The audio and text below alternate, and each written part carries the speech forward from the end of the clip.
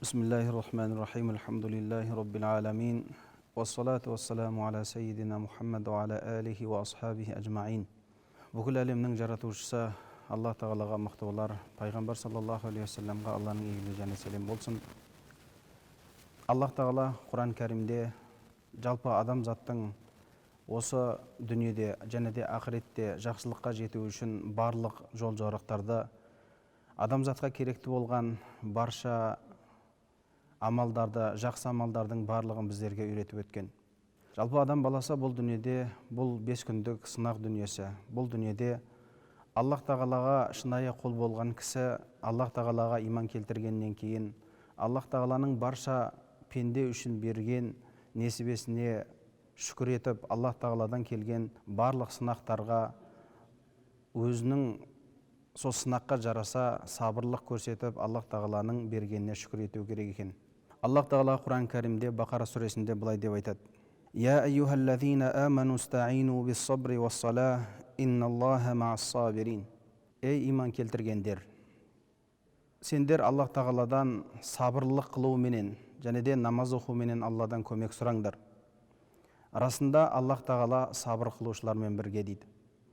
Бұл аятта Аллах Тағала жалпы адам баласы бұл дүниеде қалай өмір сүру керек? Бұл дүниедегі адамзаттың мақсаты не?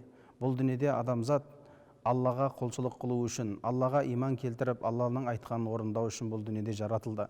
Аллах Тағалаға иман келтіргеннен кейін, сол Аллаға иман келтірген кісілерге Аллах Тағала аяттарда әртүрлі сынақтарға, әртүрлі амалдар, жағдайларға байланысты Аллах Тағала жол жорықтарды үйретіп отырады.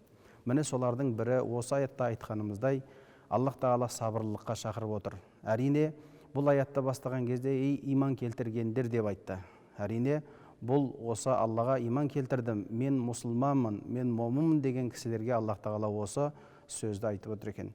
Аллах Тағаладан сабырлылықпенен бірінші және де намаз оқуменен, намазбен көмек сұраңдар дейді. Адамзат бұл дүниеде қаншалықты бай дәулетті, денсаулығы мықты болса да түрлі сынақтарға, түрлі ауруларға, түрлі қиыншылықтарға жолығуы мүмкін. Міне сол қиыншылықтардан шығу үшін адамзаттың қолынан келмейтін, адамзаттың күші жетпейтін жағдайларда барлығында Аллах Тағаладан көмек сұрау арқылы осы қиыншылықтардан шығуға болады екен. Адамзатқа өзінің отбасында, өзінің жеке басында, өзінің осы қоғамда істеп жатқан өзінің жұмысында, барлық кез келген жерінде қиыншылыққа тап болған кезде, әрине бірінші орында Аллах Тағаладан көмек сұрау, бұл Аллах Тағаладан сабырлылықпенен және де өзінің Аллах Тағала бұйырған намазын орындап, Аллах Тағала бұйырған парыз амалдарды орындаумен бірге Аллах Тағаладан көмек сұрап, Аллах Тағалаға сол берген нәрсесіне сабыр етіп көмек сұрау керек екен. Көп кісілер бастарына түскен қиыншылықтарда өзінің ағайын туысы, болмаса басқа да бір осы дүнияуи нәрсе себептерге сүйене отырып, өзі түскен, тап болған қиыншылықтан шығуды, ол көп уақыттарда осындай жағдайларменен дүниедегі осы адамзаттың қолындағы нәрсеменен қиыншылықтан шығамын деп ойлайды. Бұл тек қана Аллах Тағала тарапынан берілген сынақ, бұл Аллах Тағаладан көмек сұрау арқылы ғана шығатын нәрсе. Сондықтан да Аллах Тағала осы Бақара сүресіндегі аятта біздерге адамзаттың басына қиыншылық түскен кезде барлық жағдайда Аллах Тағалаға қалай біз қарым-қатынаста болуымыз керек екендігін осы аятта біздерге баяндап отыр. Және де осы сабырлық жайында пайғамбар саллаллаху алейхи вассаламның біздерге жеткізген мынандай Аллах Тағала жайында айтып өткен бір хадисі біздерге жеткізіледі. Аллах Тағала былай деп айтады: егер де мен пендеме, қайсы бір пендеме өзінің денесінде, болмаса бала шағасында, немесе мал мүлкінде бір сынақ жіберсем, қиыншылық жіберсем де, сол пендем осы жіберген, менің ол пендеге берген сынағымды сабырменен қабыл алып, ол қиыншылықтан төзімділікпен өтетін болса, менен көмек сұрау арқылы, сабырлық көрсету арқылы осы қиыншылықты жеңетін болса, ертең қиямет күні болған уақытта мен сол пендемді ертең қиямет күні болған уақытта амал дәптерлерін, амалдарын тарту үшін, есеп кітап қылу үшін таразыға тартуды, немесе мен ол кісінің алдында есеп кітап қылу үшін оның осы дүниеде жасаған кітаптарын алдына жайып, есеп кітап қылу болмаса сұрақ жауап қылудан мен ұяламын дейді. Яғни бұл Аллах тағаланың пайғамбар саллаллаху алейхи вассаламның тілімен жеткізіп отқан хадис құдсиде міне осылай деп айтады. Демек, осы хадис құдсиде Аллах тағаланың айтып отқан сөзінде Аллах тағала бұл дүниеде адамзатқа түрлі қиыншылықтар беруі мүмкін. Әрине, адамның бүткіл өмірі қиыншылықпен өтпейді. Дегенмен де адамның жақсы күндері де, жеңіл күндері де, қиын күндері де болады. Жақсы күндер қуаныштарды басынан өткізген кезде ол Алланы ұмытып, бұл жақсылыққа өзім жеттім деместен, Алланың бергеніне шүкір деп Аллаға мақтау айту керек. Сол кезде Аллах тағала тарапынан ол пендеге сауап жазылады. Ал енді қашанда пенденің басына бір қиыншылық туатын болса, ол қиыншылықты маған Аллах тағала бұл қиыншылықты неге берді? Мен не істеп қойдым? Құдай, мен саған не жаздым деп ол күпірлік жасамастан, Аллах тағаладан келген сынақ қой. Егер мен осыған шыдасам, Алла тағала маған сауап береді.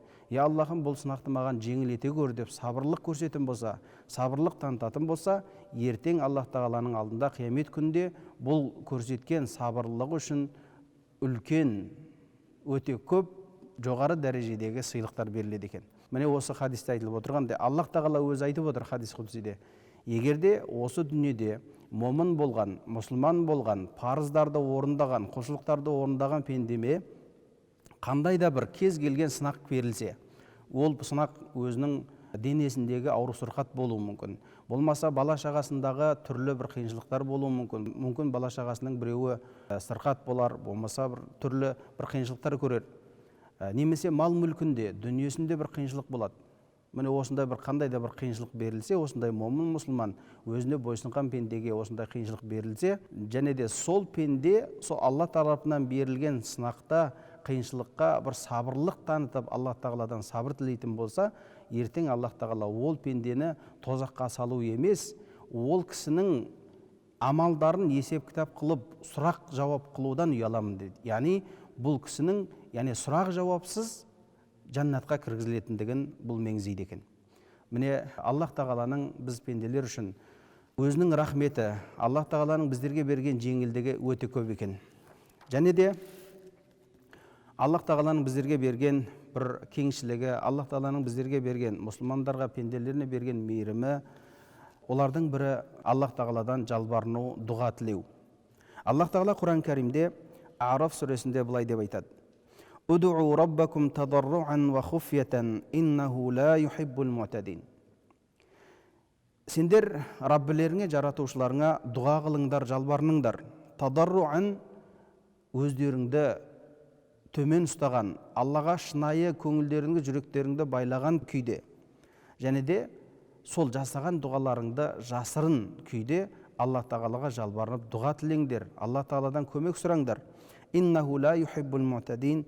Расында ол Аллах тағала шектен шығушыларды жақсы көрмейді дейді. Яғни, міне бұл аятта Аллах тағала біздерге жалпы адамның басына қандай жағдай болған кезде де үнемі Аллах тағаладан біз көмек сұрауымыз керек. Аллах тағалаға дұға жасауымыз керек. Міне осы дұға жасаған кезімізде қалай дұға жасауымыз керек екендігін Алла тағала осы аятта айтып отыр. Бұл аяттан біз түсінетіміз, жалпы мұсылман адам дұға жасаған кезде өзінің батасы, дұғасы, тілегі қабыл болу үшін әрине оның шарттары бар. Міне бұл жерде сол дұғаның жасау тәсілдерін, дұға жасаған кезде қандай күйде болу керек екендігін Алла тағала айтып жатыр. Бірінші бұл аяттан хушу және де худу деген шарттары бар. Яғни дұға жасаған кезде біз шынайы түрде басымызды иіп, Алла тағаланың алдында өзімізді төмен ұстап, осы дұғаның қабыл болатындығына кәміл сеніп, осындай Алла тағаладан жалбарып дұға қылуымыз керек. Және де мүмкіншіліктің барынша бұл дұға жасаған кезімізде бұны жасырын жасағанымыз ол абзал болады. Пайғамбар саллаллаху алейхи уассаламның айтқандай: «Хайру зикри ал-хафию ва хайру ризқи ма якфи» дейді. Пайғамбар саллаллаху алейхи уассалам айтады: зікірдің, Алла тағаланы еске алудың, дұғаның, құлшылықтың ең қайырлысы, жақсысы, абзалы бұл жасырын болғаны. Бұл жерде жасырын болғаны дегені ол барынша адамдардың арасында өзін көрсету үшін емес, адамдар мақтасын деп емес, міне тек Алланың разылығы үшін деген мағынаны түсінеді екенбіз. Міне Аллах тағалаға біз қандай нәрсені сұрасақ, пайғамбар саллаллаху алейхи вассаламның айтқандай, сендер өздеріңе керекті болған дүниелік және де ақыреттік бүткіл нәрсені Алла тағаладан сұраңдар дейді. Тіптен астарыңның тұзын да сұраңдар, тіптен аяқ киімдеріңнің бауын да сұраңдар деген пайғамбар саллаллаху алейхи вассалам хадисі бар. Міне біз пенделер үшін қажетті болған нәрсенің барлығын беруші, біздерге көмек беруші, жәрдем беруші жаратушымыз бар. Аллах тағаладан не сұрасақ Аллах тағала береді. Бірақ сол дұға жасаған кезде, тілек тілеген кезде біздің жағдайымыз ол осы шарттарға, толы шарттарға сай болу керек екен. Және де Аллах тағала тағы бір хадис құдсиде былай деп айтады: ей адам баласы, ей адам ұрпағы, бір үш нәрсе бар дүниеде, үш бір амал бар. Ол амалдардың бірі мен үшін, екіншісі сендер үшін, ал үшіншісі мені мен сендердің араларыңда дейді.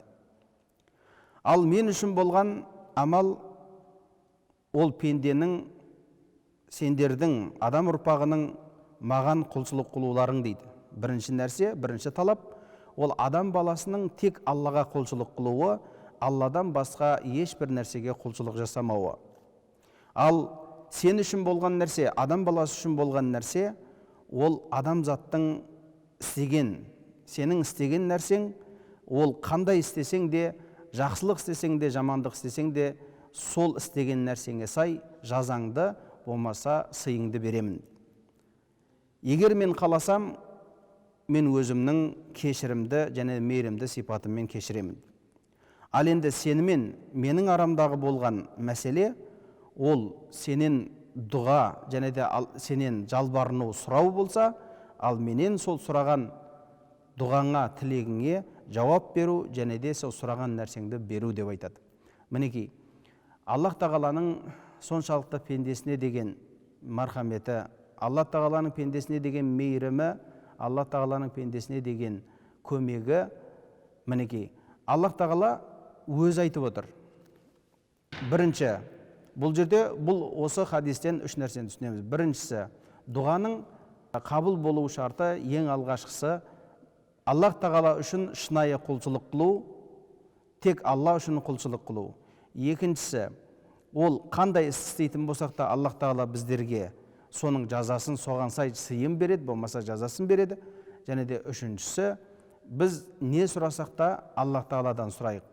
Пенденің ісі, пенденің міндеті Алла тағалаға жалбарыну, Алланың алдында өзін төмен, Аллаға мұқтаж екендігін мойындау. Алла тағаланың істейтін ісі, Алла тағаланың беретін нәрсесі, сол пенденің тілегін қабыл алу және сұраған нәрсесін пендеге беру екен. Сондықтан Алла тағала баршамызға екі дүниенің жақсылығын берсін. Әрқайсымыз үнемі Алла тағаладан қол жайып, өзімізге қажетті бүткіл нәрсені, екі дүниенің жақсылығын Алла тағаладан сұрауды Алла тағала біздерге нәсіп етсін. Және де Алла тағала біздерге өзіне тәубе етуші құлдарынан етіп, біздердің тәубелерімізді Алла тағала қабыл етсін. Ассаламу алейкум ва рахматуллахи ва баракатух.